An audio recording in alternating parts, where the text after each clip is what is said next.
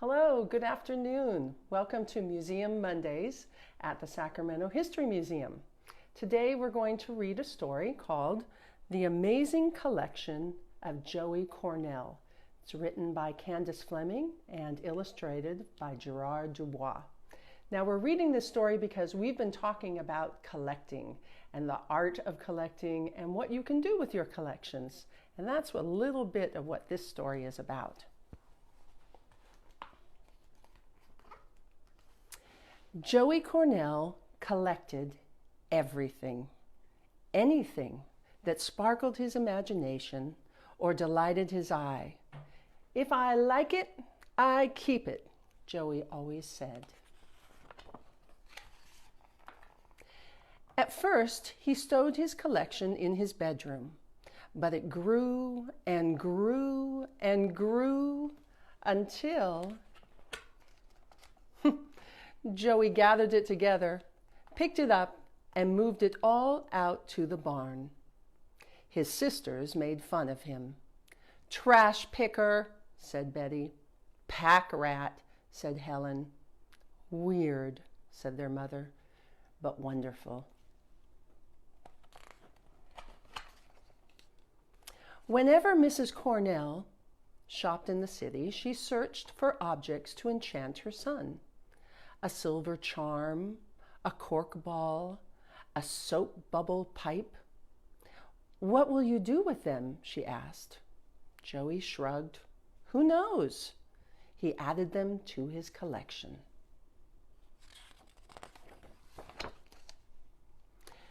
Joey's father brought home treasures too. Like a magician, he pulled them from his coat sleeves and vest pockets. Odd-shaped pebbles, butterfly wings, sheet music to long-forgotten songs. Joey added these to his collection too.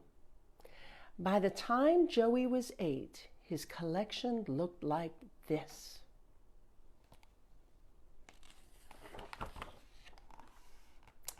That same year, his father brought home 2 tickets to see Harry Houdini. Tied with chains, locked in an iron box, Joey sat spellbound.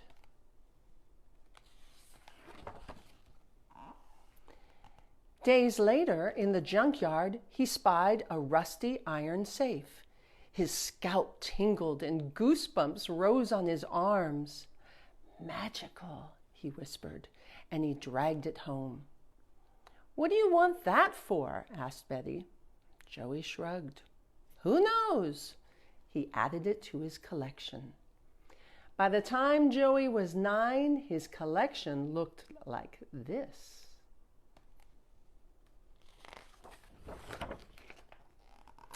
That same year, an old lady and her parrot moved into the neighborhood.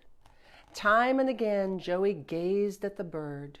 One day, a single feather drifted out of the cage and onto his hand. He heard the rushing of palm trees. He tasted sea salt on his lips. "Exotic," he whispered. "What will you do with that?" asked Helen. "Who knows?" Joey said. He carried the feather home and added it to his collection. By the time he was 11, Joey's collection looked like this.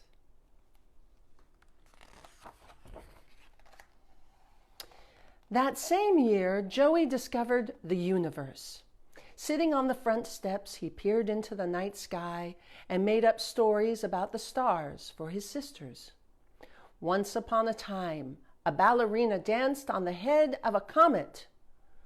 Wandering, he spotted a battered telescope in a second-hand store.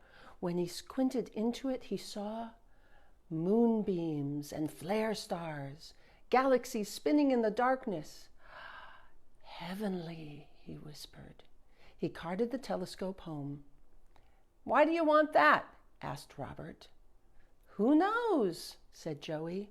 He added it to his collection. By the time he was 13, his collection looked like this.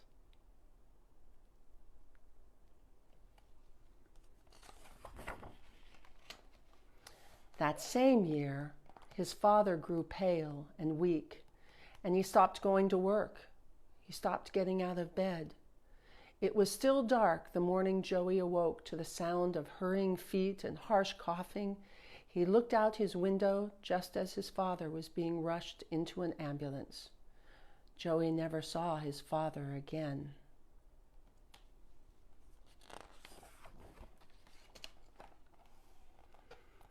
Now the house felt cold and empty, and Joey just lost himself in his collection, sifting and layering, mixing and making. Oh, how he wished his family could feel happy just for one afternoon. He looked down at what he'd done. A doll's head sprouting butterfly wings? Sheet music puffing from a soap bubble pipe? Joey shook his head in wonder. The objects looked as if they had always belonged to one another. They looked right together. They looked like art, he whispered. An idea sparked, and Joey got to work.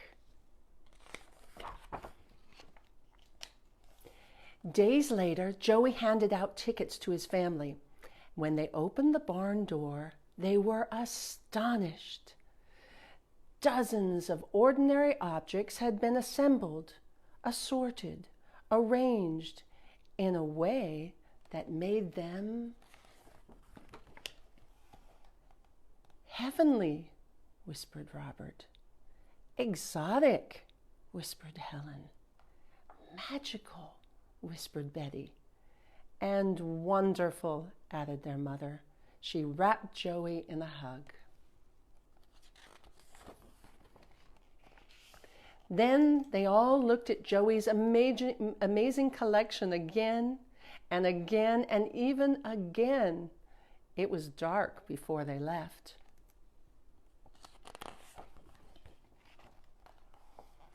That was when Joey noticed a ticket lying on the ground. He picked it up. If I like it, I keep it.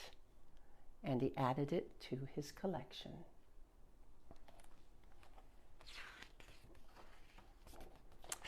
That is the story about a boy who never stopped collecting. His name, Joey, or Joseph Cornell. Some objects had even followed him from his childhood, including an iron safe, a battered telescope, and a handmade ticket admitting its bearer to the Relic Museum, all of which appear in this story. In later years, Joseph would call his collection a diary journal, picture gallery, museum, and a clearinghouse for dreams and visions. As an artist, he became famous for putting various objects into small wooden boxes, carefully choosing what connected with his passions, obsessions, and memories. Who knows what objects will say to each other? Joseph's last art show he held 55 years later, after he held that art show in his barn. This one was at the Cooper Union School in New York City. Because it was meant for children only, he hung his boxes about 4 feet off the floor and was one of the few grown-ups present. Young people, he always claimed, understood his work because they had vivid imaginations and allowed them to see the magic.